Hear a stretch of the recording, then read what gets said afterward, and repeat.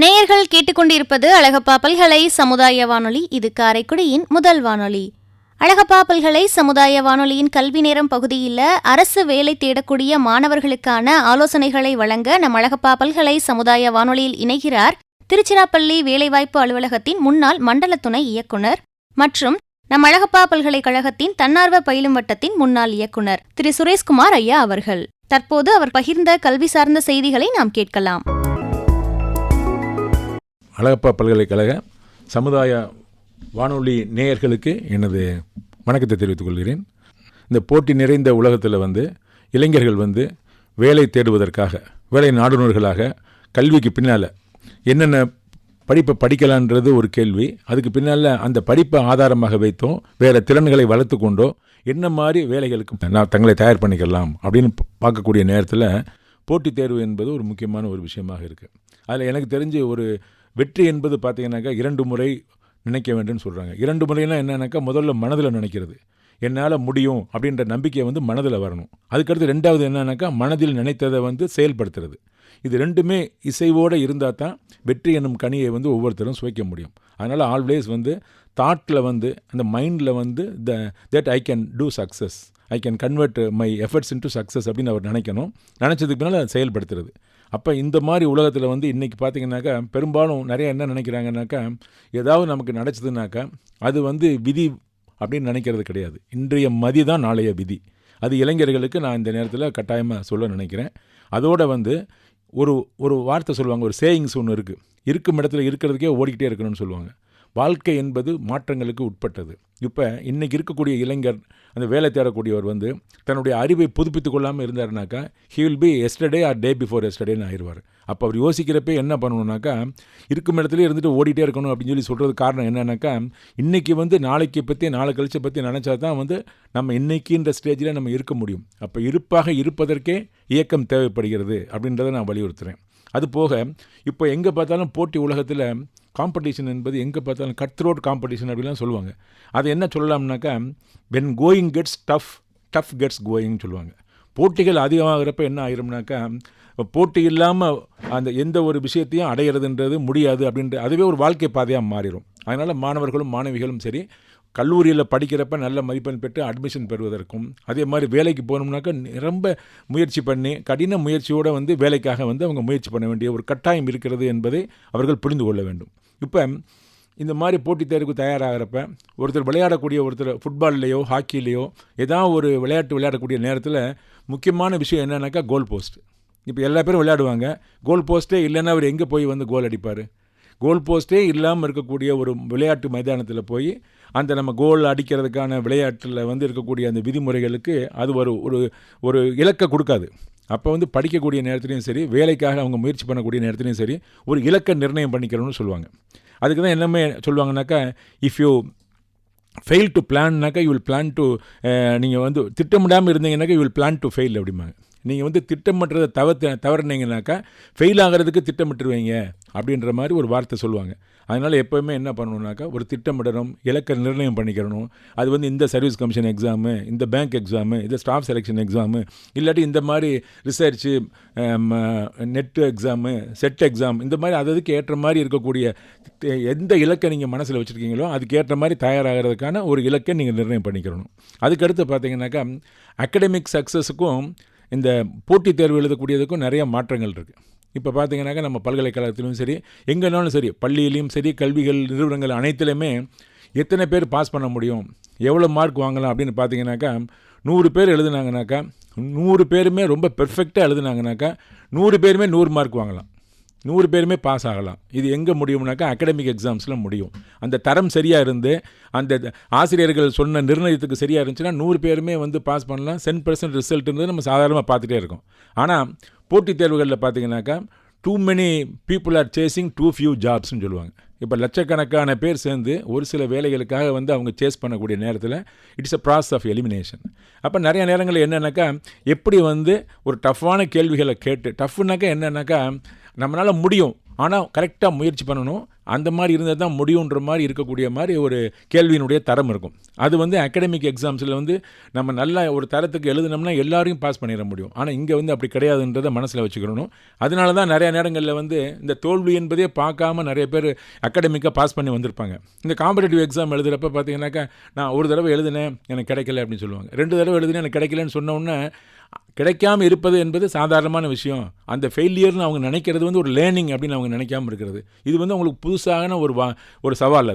அதை அவங்க எப்படி எடுத்துக்கிறணுன்னாக்கா, மிருகங்கள் பார்த்தீங்கன்னாக்கா இப்போ ஒரு சிங்கமோ ஒரு புலியோ நிறையா நேரங்களில் இற தேடுறப்ப அது 20 தடவை 30 தடவை 40 தடவை தோற்று போய் அதுக்கு பின்னால் தான் அது தேடுது. ஆனால் அது மனசில் அது ஞாபகம் வச்சுக்கிறது இல்லை. ஆனால் நம்ம எப்படின்னாக்கா ஒரு தடவை கீழே விழுந்தோம்னாக்கா எந்திரிக்கிறதுக்கு ஞாபகப்படுத்திக்கிறோம். ஐயோ நான் கீழே விழுந்துட்டேன், நான் முடியுமா அப்படின்னு நினைக்கக்கூடிய ஒரு செல்ஃப் டவுட் அப்படின்றது வந்து இந்த ஹியூமன் பீயிங்க்கு இருக்குது. அது வந்து இந்த போட்டித் தேர்வில் பார்த்திங்கன்னா நிறைய பேருக்கு வந்து ஒரு விதத்தில் மன சோர்வு வந்துடும். அதை வந்து எப்படி பண்ணணும்னாக்கா நம்ம வந்து இதெல்லாம் பார்ட் ஆஃப் த கேம் அப்படின்னு நினைக்கணும். கீழே விழுகிறது எந்திரிக்கிறதுக்கு லேர்னிங் தான். அது வந்து இட்ஸ் நாட் அ ஃபெயிலியர் அப்படின்ற மாதிரி அவங்க மனதுக்குள்ளே வந்து அவங்களுக்குள்ள ஒரு புரிதல் இருக்கணும். அப்புறம் வந்து பார்த்திங்கனாக்கா இந்த ரெக்ரூட்மெண்ட் பேட்டர்ன் என்பது இப்போ எப்படி வந்து ஒரு யூனிவர்சிட்டியில் வந்து ஒரு சிலபஸ் வச்சுருக்காங்க, ஸ்கூலில் வந்து ஒரு சிலபஸ் வச்சுருக்காங்க, அந்த சிலபஸ்க்கு ஏற்ற மாதிரி கேள்வி கேட்குறாங்க, சாய்ஸ் கொடுக்குறாங்க, அவங்களுக்கு எக்ஸாம் வைக்கிறாங்க, மார்க் கொடுக்குறாங்க. அதே மாதிரி இந்த ரெக்ரூட்மெண்ட் பேட்டர்ன் என்பதே பார்த்திங்கனாக்கா ஒரு காலத்துலலாம் வந்து ரொம்ப ஒரு ரெகுலேட் பண்ணாமல் இருந்திருக்கும். அங்கங்கே தனியார் அந்தந்த நிறுவனங்களே அரசாங்க நிறுவனங்களே வந்து பார்த்திங்கனாக்கா அவங்க ஒரு மெத்தடாலஜி வச்சுருப்பாங்க, அது பிரகாரம் தேர்ந்தெடுப்பாங்க. இப்போ பார்த்திங்கன்னா நிறைய வேலைகளுக்கு ரெக்ரூட்மெண்ட் போர்ட்ஸ்னு வந்துருச்சு, பேங்க்குன்னு வந்துருச்சு, ஸ்டாஃப் செலெக்ஷனுக்குன்னு வந்துருச்சு, தமிழ்நாடு பப்ளிக் சர்வீஸ் கமிஷன் வந்துருச்சு, யூனியன் பப்ளிக் சர்வீஸ் கமிஷன் வந்துருச்சு, யூனிஃபார்ம் சர்வீசஸ்னு வந்துருச்சு.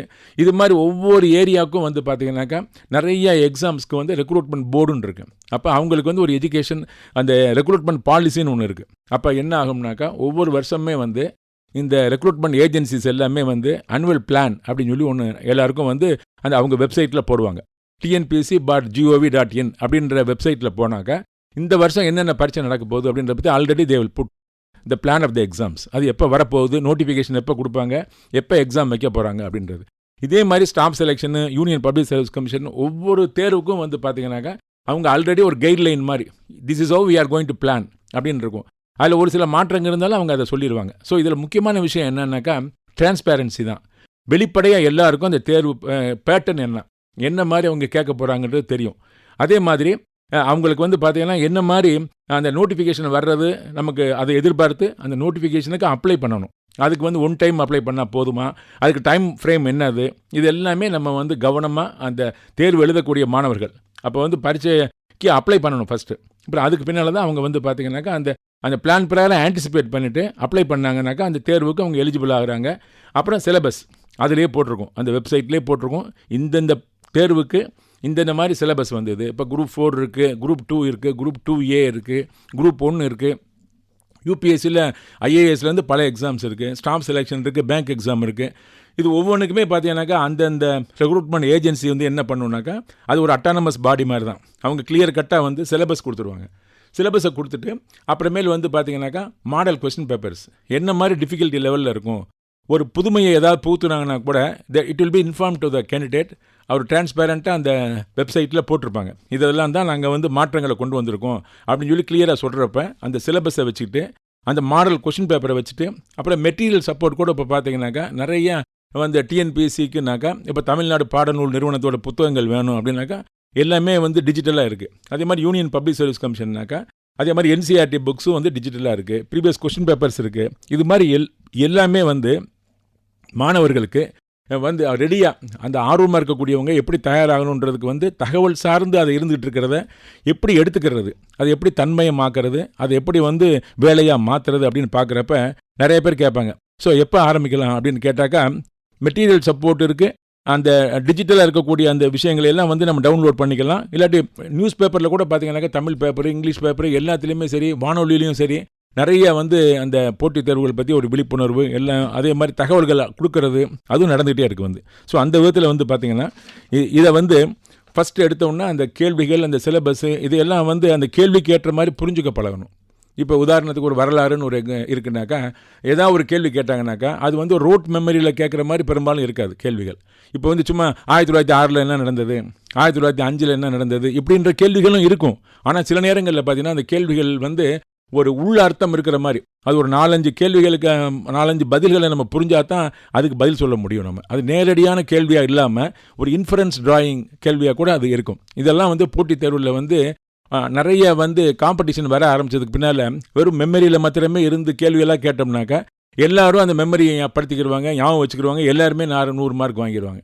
அது மாதிரி வாங்கினாக்க 100 பேருக்குமே வேலை கொடுத்துட முடியாது. கொஞ்சம் வேலைக்கு நிறைய பேர் அப்ளை பண்ணுறாங்க. It's elimination process. அப்போ வந்து எந்த விதத்தில் வந்து அவங்களுக்கு வந்து ஒரு சவாலாக இருக்கணும். அது மாதிரி தான். அதே சமயம் முடியக்கூடிய இலக்காக இருக்கும். ஆனால் அதுக்கு முயற்சி முறையாக பண்ணணும். அதுக்காக என்ன பண்ணுவாங்கனாக்கா, மாணவர்கள் தயாராகிறப்ப என்ன பண்ணணும்னாக்கா FAQன்னு சொல்லுவாங்க, ஃப்ரீக்வெண்ட்லி ஆஸ்க்டு கொஸ்டின்ஸ்னு சொல்லுவாங்க. இப்போ ஒரு பாடம் இருக்குனாக்கா இதுக்கு சிலபஸ் வந்து பார்த்தீங்கன்னாக்கா, இப்போ ஹிஸ்ட்ரி படிக்கிறவர் வந்து MA ஹிஸ்ட்ரினாக்கா MA ஹிஸ்ட்ரி படிப்பார். அதே மாதிரி சயின்ஸு இது மாதிரி ஒவ்வொன்றுக்கும் வந்து ஒரு வரையறை இருக்கும். ஆனால் அந்த போட்டித் தேர்வில் பார்த்தாக்கா சம்திங் அபவுட் எவ்ரிதிங். 10th லெவலில் 6th 10th வரைக்கும் இருக்கக்கூடிய புக்ஸை தான் பெரும்பாலும் போட்டித் தேர்வுக்கு படிக்க சொல்லுவாங்க. ஈவன் வந்து IAS எக்ஸாம் கூட வந்து பார்த்தீங்கன்னாக்கா ஜென்ரல் ஸ்டடீஸ்னால் என்னன்னாக்கா, இதுக்கு எலிஜிபிலிட்டி யார் அப்படின்னு பார்த்தாக்கா, எனி டிகிரி ஹோல்டர் வந்து டிகிரி பேஸ்டு எக்ஸாமுக்கு, எனி SLC படித்ததுக்கு மேலே இருக்கக்கூடிய கல்வி தகுதியில் இருக்கிறவங்களும் அந்த குரூப் 4 எக்ஸாம்லாம் எழுதலாம்னாக்கா எல்லாரும் எழுதக்கூடிய மாதிரி தான் அந்த கேள்விகள் இருக்கும்னாக்கா, எல்லாருக்கும் புரிகிற மாதிரி தான் அந்த பாடங்கள் இருக்கும். அப்போ 10th வரைக்கும் இருக்கக்கூடிய புத்தகங்கள், இப்போ சயின்ஸ் எடுத்துட்டாலும் சரி, அதே மாதிரி ஹிஸ்ட்ரி, ஜியாகிரஃபி, இது எல்லாமே 10th லெவலில் தான் இருக்கும். அதே மாதிரி லாங்குவேஜ் ஸ்கில்ஸ், தமிழ்னாலும் சரி இங்கிலீஷ்னாலும் சரி வந்து ஏற்கனவே 10th வரைக்கும் படித்த விஷயங்களை தான் வந்து கொஞ்சம் சட்டிலாக கேட்பாங்க. ரொம்ப வந்து ஒரு ஷார்ப்பாக அந்த கேள்விகளுக்கு ப்ரிசைஸாக பதில் சொல்லக்கூடிய மாதிரி இருக்கும் அந்த கேள்விகள். அப்போ வந்து என்ன பண்ணணுன்னாக்கா, நம்ம படிக்கிறப்பயே வந்து அந்த மாடல் கொஸ்டின் பேப்பரை வச்சுட்டு சிலபஸை வச்சுட்டு சரியான ஸ்டாண்டர்டான அரசாங்கம் வெளியிடக்கூடிய பப்ளிகேஷன்ஸை வந்து நம்ம வாங்கி இல்லாட்டி டவுன்லோட் பண்ணிவிட்டு அதுக்கு ஏற்ற மாதிரி நம்ம தயாராகணும். தயாராகிறப்ப வந்து இது வந்து உங்களுக்கு இது வரைக்கும் வந்து நம்ம பரீட்சைக்காக படித்து பாஸ் பண்ணி டிகிரி வாங்கியிருப்போம், இல்லாட்டி ஆனால் புரிதலோட படித்து அந்த எக்ஸாமில் என்ன கேள்வி கேட்பாங்கன்னு தெரியாது. ஏன்னா சயின்ஸும் இருக்கும், ஜியாகிரஃபியும் இருக்கும், ஒவ்வொரு ஹிஸ்ட்ரி இருக்கும், அதே மாதிரி ஒவ்வொரு சிவிக்ஸ் இருக்கும், கான்ஸ்டியூஷனு எல்லாமே அந்த மாதிரி அந்த 10th லெவலில் இருக்கக்கூடிய எல்லாத்தையும் பற்றியும் நமக்கு வந்து ஒரு பேசிக்கான ஒரு ஐடியா இருக்கான்னு பார்க்குறது தான் அந்த கேள்வின்னு இருக்கும். அது போக கரண்ட் அஃபேர்ஸ்னு சொல்லுவாங்க, நாட்டு நடப்பு, என்னென்ன விஷயங்கள் இன்றைக்கி நடக்குது, இப்போ எலெக்ஷன்னாக்கா என்னது, எந்தெந்த ஸ்டேட்டில் வந்து இப்போ எலெக்ஷன் நடக்குது, தமிழ்நாட்டில் நடக்கக்கூடிய எலெக்ஷனுடைய அந்த பஞ்சாயத்து எலெக்ஷனோட இது என்னது, அது என்ன அமெண்ட்மெண்ட்டில் அந்த கான்ஸ்டியூஷன் வந்தது, இப்படியெல்லாம் இருக்கக்கூடிய விஷயங்கள். உலக அளவில் வந்து இப்போ ஒலிம்பிக் வந்து பார்த்திங்கன்னா இப்போ சைனாவில் நடக்குதுனாக்கா முதல்ல அந்த இந்த வின்டர் செஷன் வந்து வின்டர் ஒலிம்பிக் எங்கே நடக்குது, எப்போ நடக்குது, இப்படியெல்லாம் வந்து நிறைய ஒரு awareness about that is happening in and around. அந்த ஒரு விஷயங்களும் அவங்களுக்கு வந்து தெரிஞ்சிருக்கணும். அதுக்கேற்ற மாதிரி தயாராகணும். அது மாதிரி ஆகிறது மாத்திரம் இல்லாமல் திருப்பி படிக்க, அதை ரிஃப்ளெக்ட் பண்ண, புரிஞ்சுக்கிற அந்த அளவுக்கு வந்து அவங்களுக்கு வந்து என்ன வேணும்னாக்கா, நான் இதுக்கு ஒரு உதாரணம் எப்போயுமே சொல்லுவேன் எங்கே போனாலும். தியான் சந்துன்னு ஒருத்தர், உங்களுக்கு கேள்விப்பட்டிருப்பீங்க. தியான் சந்துன்றவர் வந்து ஹாக்கியில் ஒரு பெரிய விசார்டு. அவர் தியான் சந்த் ட்ராஃபின்னு கூட சொல்லுவாங்க. அவர் வந்து பார்த்தீங்கன்னாக்கா ஒரு ஹாக்கியில் ரொம்ப நல்லா விளையாடுவார். அவருடைய பேட்டை வந்து ஹாக்கி ஸ்டிக்கை வந்து ஹிட்லர் வந்து எவ்வளவோ டாலர் கொடுத்து அதை வாங்கணும் அப்படின்னு நினச்சி அவர் வாங்கினாருன்னு சொல்லுவாங்க. அவர் பந்தை எடுத்தாருனாக்கா கோல் போடாமல் வரமாட்டார் அப்படின்னு சொல்லுவாங்க. அது காரணம் என்னன்னாக்கா, அவர் அந்த ஹாக்கி கிரவுண்டே மனசுக்குள்ளே இருக்கும் அவருக்கு.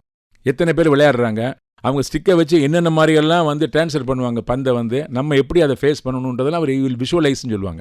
அப்போ படிக்கக்கூடிய மாணவர்கள் என்ன பண்ணணுன்னாக்கா, சிலபஸ் மாத்திரம் இல்லாமல், கேள்விகள் மாத்திரம் இல்லாமல், என்னென்ன வரக்கூடிய வாய்ப்பு இருக்குன்றதை மனதுக்குள்ளேயே அவங்க வந்து எதிர்பார்த்து, இதுக்கு பேர் என்ன சொல்லுவாங்கன்னாக்கா ஆடிட்டரி மெமரி, விஷுவல் மெமரி. டோட்டலாக வந்து அந்த நினைவு என்பது பார்த்தீங்கன்னாக்கா அந்த ஆன்சரை நோக்கி போகிற மாதிரி நம்ம மனோபாவத்தை வளர்த்துக்கிறதுக்கு ஒரு முக்கியமான பயிற்சி தேவைப்படும். சும்மா நம்ம உடனே எடுத்தவுடனே ஐ கேம், ஐ சா, ஐ கான்கர்ன்னு சீசர் சொல்லுவார் வரலாற்றில். ஆனால் அவர் பார்த்தவுடனே ஜெயிக்கலை. அவர் அடிக்கடி உழைச்சி நல்லா இது பண்ணி தான் போரில் வந்து வெற்றி பெறுவார். அது மாதிரி ஒவ்வொருத்தருமே இந்த போட்டித் தேர்வு எழுதக்கூடியவங்க என்ன பண்ணணுன்னாக்கா, மார்க் டெஸ்ட் மாதிரி, அந்த மாதிரி டெஸ்ட்னு சொல்லுவாங்க. இப்போ நம்ம பரீட்சைக்கு போகிறதுக்கு முதல்ல என்ன மாதிரி பரீட்சை வைக்க போகிறாங்களோ அதே பரீட்சையில் உதாரணத்துக்கு 100 கேள்வி இல்லாட்டி 200 கேள்வி இப்படின்னு இருந்துச்சுன்னா எவ்வளோ மணி நேரத்துக்குள்ளே எழுதணும், என்ன மாதிரி டிஃபிகல்ட்டி லெவல், இது மாதிரி நம்மளே ரியலாக வந்து மார்க் டெஸ்ட் மாதிரி வச்சு நம்ம எழுதினோம்னாக்கா நம்ம எங்கே தவறு பண்ணுறோம் அப்படின்றது நமக்கு தெரியும். அந்த தவறை திருத்திக்கிறதுக்கு ஏற்ற மாதிரி இந்த மார்க் டெஸ்ட் வச்சு நம்ம தயாராகிட்டோம்னாக்கா நமக்கு வந்து குறைநிறைகள் தெரியும். இப்போ ஸ்மார்ட்னு சொல்லுவாங்க பாருங்கள், ஸ்ட்ரென்த்னா என்னது, வீக்னஸ்னா என்னது, ஆப்பர்ச்சுனிட்டினா என்னது, த்ரெட்டுனா என்னதுன்னு சொல்கிற மாதிரி. ஸ்ட்ரென்த்ன்றது என்னன்னாக்கா, நிறைய நேரத்தில் வந்து நம்ம பார்த்தோம்னாக்கா நம்ம தொலைச்ச இடத்துல தேடுறதில்ல, எங்கே வெளிச்சம் இருக்கோ அங்கே தான் தேடுறோம் நிறைய. அதே மாதிரி வந்து பார்த்திங்கன்னா ஸ்ட்ராங்காக வந்து ஒருத்தர் ஜியாகிரஃபியில் ஸ்ட்ராங்காக இருப்பார், இன்னொருத்தர் ஹிஸ்ட்ரியில் ஸ்ட்ராங்காக இருப்பார்.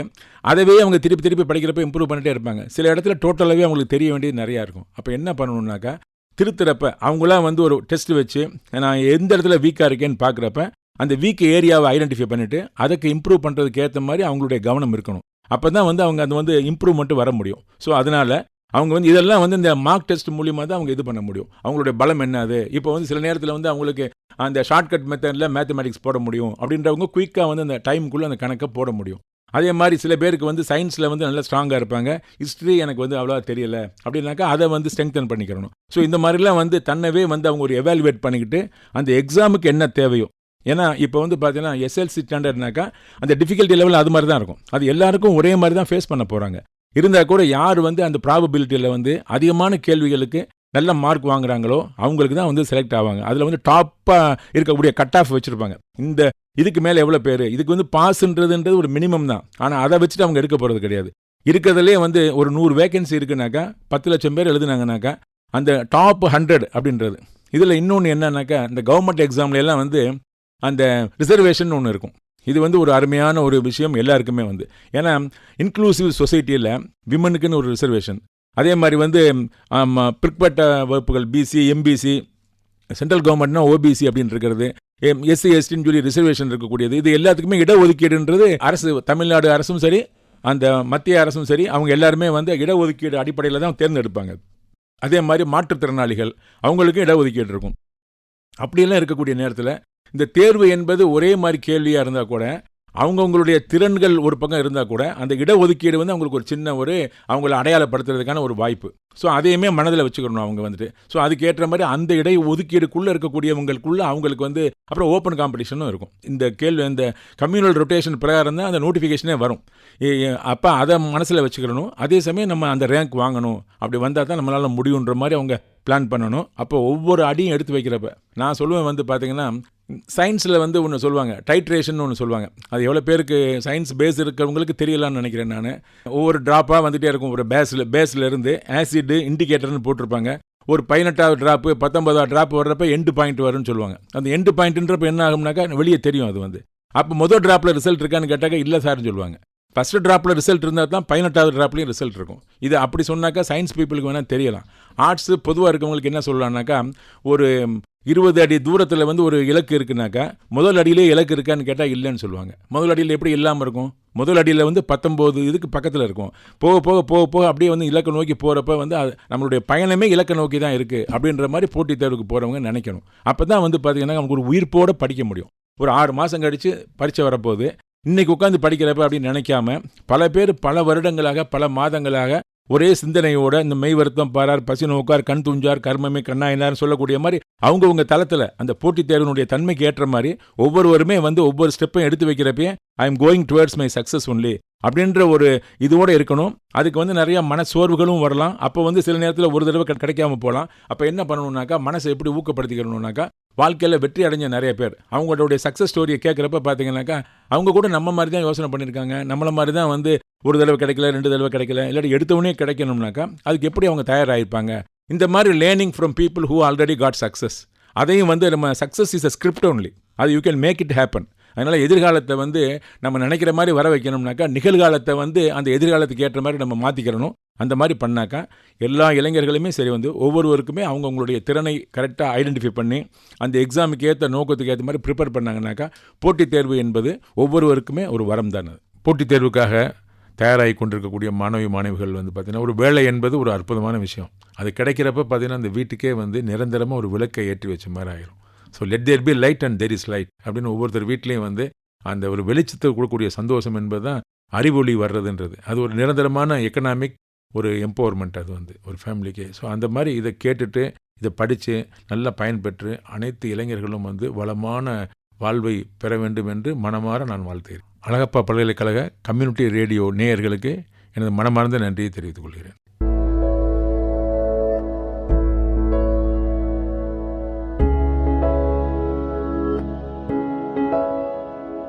இளைஞர்களுக்கான வேலைவாய்ப்பு முன்னேற்ற சிந்தனைகள் எனும் பொருண்மையில் நம்மிடையே கல்வி சார்ந்த தகவல்களை பகிர்ந்து கொண்ட திருச்சிராப்பள்ளி வேலைவாய்ப்பு அலுவலகத்தின் முன்னாள் மண்டல துணை இயக்குனர் மற்றும் நம் அழகப்பா பல்கலைக்கழகத்தின் தன்னார்வ பயிலும் வட்டத்தின் முன்னாள் இயக்குனர் திரு சுரேஷ்குமார் ஐயா அவர்களுக்கு நம் அழகப்பா பல்கலை சமுதாய வானொலி 90.8 நன்றிகள்.